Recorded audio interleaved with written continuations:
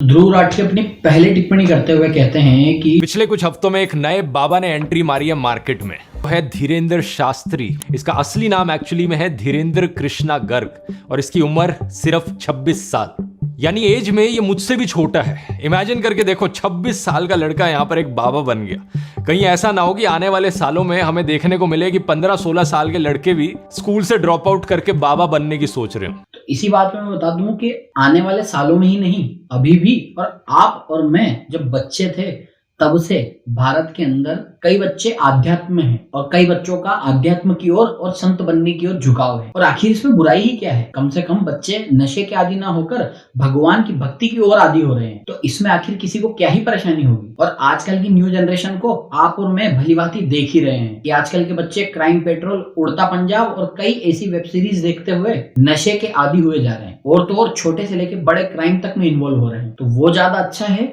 या फिर भगवान की भक्ति में इन्वॉल्व होना ज्यादा अच्छा है? आप मुझे ये बतलाइए। पिछले साल अप्रैल की बात है, मध्य प्रदेश में सागर में प्रवचन चल रहा था इसका, और इसने कहा सब हिंदुओं एक हो जाओ और पत्थर फेंकने वालों के घरों पर बुलडोजर चलवाओ। निवेदन है सब हिंदू एक हो जाओ और पत्थर मारने वालों के घर पर बुलडोजर चलवाओ। सब हिंदुओं एक हो जाओ, इस पर एक बहुत पुरानी कहानी प्रचलित है। ये कहानी है पंचतंत्र की, 4 बैल और 1 शेर की। तो एक समय की बात है, एक जंगल के पास में एक नदी हुआ करती थी जहां पर चारों बैल पानी पीने जाया करते थे। रोज का उनका पानी पीने का रूटीन था। तो एक बार क्या होता है कि एक शेर की नजर उन चारों बैलों के ऊपर पड़ती है। तो शेर उन्हें अपना शिकार बनाने की सोचता है, तो शेर उन पर छुपकर नजर रखता है और मौका देखते ही एक बैल के ऊपर धावा बोल देता है। जब तीनों बैल उसे ये करता देखते हैं तो चारों मिलकर उसकी ऐसी धुनाई करते हैं कि वहां से भाग खड़ा होता है। तो उनमें से एक बैल कहता है कि अगर आज हम एकजुट नहीं होते तो हम में से कोई ना कोई उस शेर का शिकार जरूर बन जाता। शेर अगले दिन नहीं मानता, अगले दिन फिर आता है, फिर वापस से वही प्रक्रिया दोहराता है और फिर उसे बैल मिलकर कुत्ते की तरह मारते हैं और फिर वो वहां से भाग जाता है। अब वो ये सोचता है कि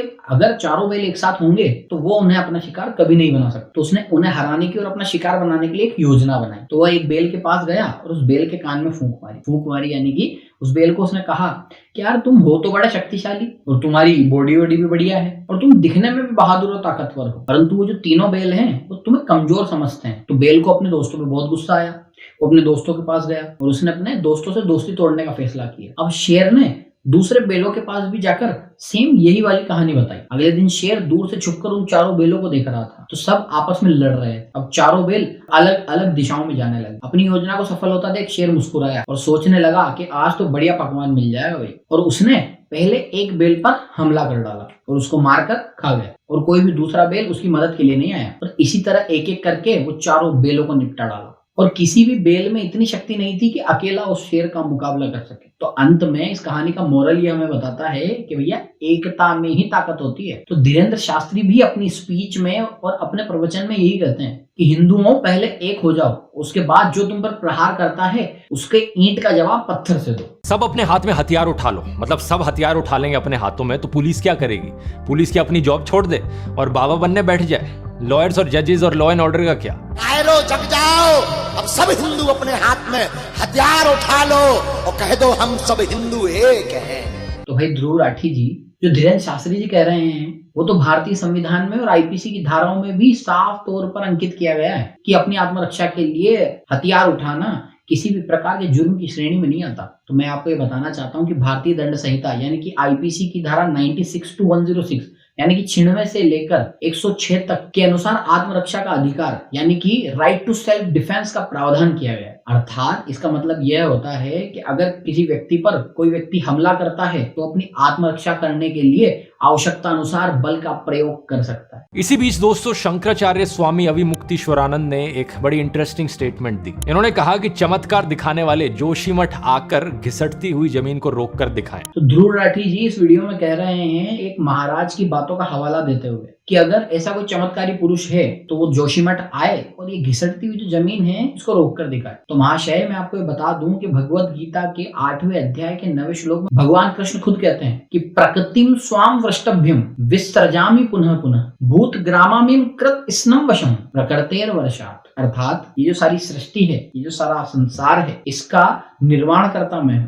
ये मेरे अधीन है, मेरे नहीं, भगवान कृष्ण के। और भगवान कृष्ण कहते हैं कि इस पृथ्वी पर जो कुछ भी उत्पन्न हुआ है वह मेरी इच्छा है और जो कुछ भी नष्ट होगा वह भी मेरी इच्छा के अनुसार होगा। तो मैं आपको और बता दूं कि 2012 के अंदर ओ माय गॉड नाम की एक पिक्चर आई थी परेश रावल और अक्षय कुमार दोनों की, आप रेफरेंस के तौर पर उसे देख सकते हैं। इन्होंने ये भी कहा कि कोई ऐसा चमत्कारी पुरुष है तो धर्मांतरण रोक दे, लोगों की आत्महत्या रोक दे, लोगों के घरों में झगड़े हो रहे हैं, फसाद हो रहे हैं, उन्हें रोक दे। तो भी भगवान कृष्ण चाहते हैं तो महाभारत का युद्ध एक झटके में खत्म कर देते, मतलब पलक झपकते और युद्ध खत्म हो जाता, लेकिन भगवान ने ऐसा नहीं किया। तो भगवान कृष्ण गीता में खुद कहते हैं, तो मनुष्य की जन्म और मृत्यु भले ही मेरे हाथ में है, परंतु मनुष्य के कर्म मेरे हाथ में नहीं है। और जो लोग अधर्मी, पापी और राक्षस प्रवृत्ति के होते हैं उन्हें तो स्वयं ब्रह्मा जी भी नहीं समझा सकते। और तो और 18 पुराणों में से एक गरुड़ पुराण के अंदर भी यह कहा गया है कि व्यक्ति जिस प्रकार के कर्म करता है उसी प्रकार के फल उसे आगे आने वाले जीवन में भोगने पड़ते हैं। तो लड़ाई का,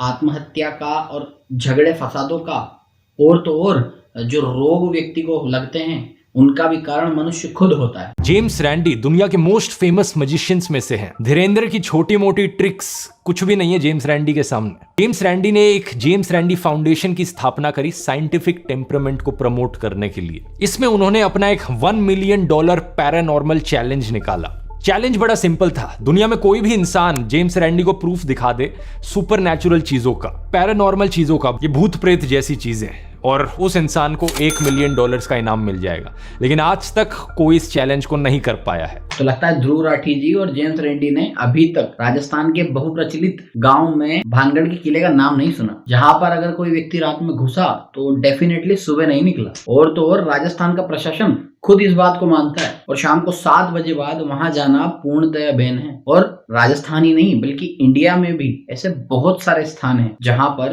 रियल गोस्ट की स्टोरीज और रियल गोस्ट खुद पाए जाते हैं। और अगर अभी भी ध्रुव राठी जी को यकीन नहीं हो रहा है तो मैं ध्रुव राठी जी से एक ही निवेदन करूंगा कि आप नहीं रहो किसी भरम की बात में और एक बार शेयर करके आओ भानगढ़ के किले की रात में। और जेम्स रैंडी फाउंडेशन में भी कोई हो तो उन्हें भी साथ में लेके जाना, $1 मिलियन वाला भ्रम दूर हो जाएगा। आज के दिन हमें यूट्यूब इन्फ्लुएंसर्स भी ऐसे देखने को मिलते हैं जो IIT ग्रेजुएट्स हैं लेकिन कहते हैं कि हवन से एयर प्यूरिफाई हो जाती है। तो IIT ग्रेजुएट्स कहते हैं कि हवन से एयर प्यूरिफाई हो जाती है, तो भाई बिल्कुल सही कहते हैं। और तो और साइंस भी इस बात को मानता है कि वास्तव में हवन से हवा और माहौल दोनों शुद्ध हो जाते हैं। अब या तो साइंस बड़ा है या आप, और तो और जिन लोगों ने कोरोना काल के अंदर हवन किए थे आप उन लोगों से जाकर पूछ सकते हैं कि हवन ने उनके घर में कितने चमत्कारी प्रभाव दिखाए और कितनी हवा शुद्ध हुई, कितना उनका मन शुद्ध हुआ, कितना उनका घर शुद्ध हुआ और कितने उनकी तबीयत शुद्ध हुई। उसके बाद आपको पता चलेगा कि IIT ग्रेजुएट सही बोलते हैं या फिर आप। इस बात को और क्लियर करने के लिए मैं आपको बता दूं कि हवन में जिस गोबर का यूज होता है उस गोबर की महिमा को आप थोड़ा जान लीजिए। और गोबर होता है गाय का,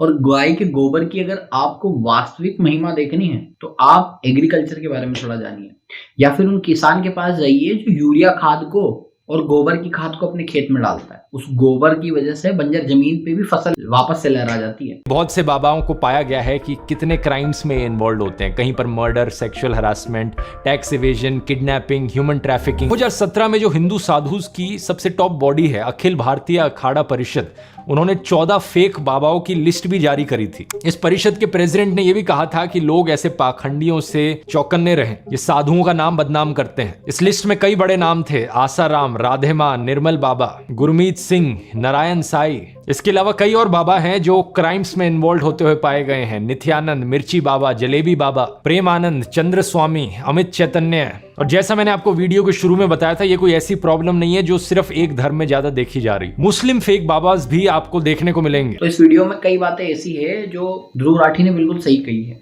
जो कि फेक बाबाओं को उजागर करने का काम करती है। परंतु जो बातें उन्होंने धर्म के ऊपर कही, हवन के ऊपर कही और चमत्कारों के ऊपर कही, जो कि हर प्रकार से सही उतरते हैं, उनके बारे में ध्रुव राठी को थोड़ा सोचने की जरूरत है। और तो और धर्मेंद्र शास्त्री के आप सारे वीडियो देखना, उन वीडियोज में एक में भी उन्होंने यह नहीं कहा कि आप मेरे यहाँ आकर और अपना इलाज करवाइए या अपनी समस्या बताइए। जिन लोगों को अच्छा लगता है वो लोग वहां जाते हैं, जिन लोगों को अच्छा नहीं लगता वो अपने घर पर रहते हैं। और धर्मेंद्र शास्त्री कभी भी अपने वीडियो में ये नहीं कहते हैं कि मेरे यहाँ पर इतना पैसा आप चढ़ाइए या फिर यहीं आकर आपका इलाज होगा। वो हमेशा अपने वीडियोज में ये कहते हैं कि आप अपने पास के मंदिर में जाइए, हनुमान चालीसा, सुंदरकांड का पाठ कीजिए और उस पाठ से ही चमत्कार होगा। और तो और आरजे कार्तिक के एक वीडियो में सोनू निगम ने भी हनुमान चालीसा की पावर बताई है। अगर आपको नहीं पता तो आप उस वीडियो को जाकर देख सकते हैं। तो हनुमान चालीसा में, सुंदरकांड में और हनुमान जी के नाम में बहुत पावर है। और तो और सोशल मीडिया पे कई लोग ऐसे सामने आ रहे हैं जो हनुमान चालीसा पढ़ते हैं, उनकी कई समस्याओं का निवारण भी हुआ है। और शास्त्र भी इस बात को मानता है कि अगर भगवान पर सच्ची आस्था रखी जाए तो सच्ची आस्था दुखों का निवारण जरूर बनती है। अगर ये वीडियो आपको अच्छा लगा हो तो इस वीडियो को लाइक करें, शेयर करें और ये जानकारी जिस तक पहुंचानी है उस तक जरूर पहुंचाएं। तो ये वीडियो यहीं तक, तो मिलते हैं आपसे अगले वीडियो में, तब तक के लिए जय राम जी की।